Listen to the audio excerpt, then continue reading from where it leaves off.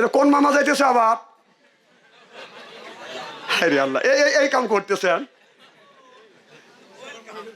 চাদর গায়ে দিয়ে রয়েছে, এনকে চাদর গায়ে দিয়ে থাকার জায়গা আজকে কন মারহাবা কর।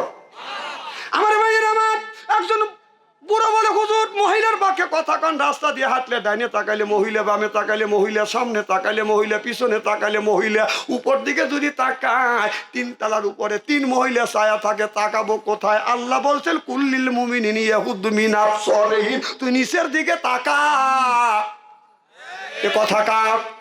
তাহলে আল্লাহ বললেন কোন দিকে যদি চাওয়ার যদি জায়গা না থাকে, নিচের দিকে তুই ছায়া যা।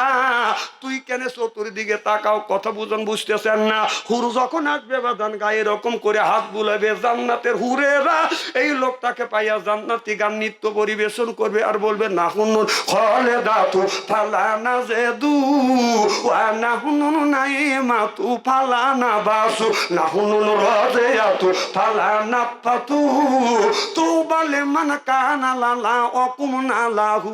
আল্লাহু আকবার। এই হুরের গাইতে লাগবে বাদান 70,000 বছর। সুবহানাল্লাহ বললেন না?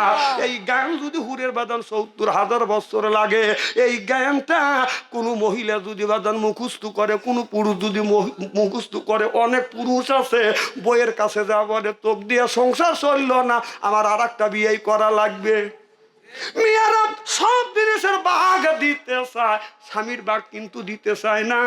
মা, আপনার স্বামী যদি অন্য মেয়ের পিছনে যদি লাগে, অনেক ছেলে অনেক পুরুষ আছে বিয়ে করবার পরে বাদান প্রেমিক পরকীয়া প্রেমে পড়ে।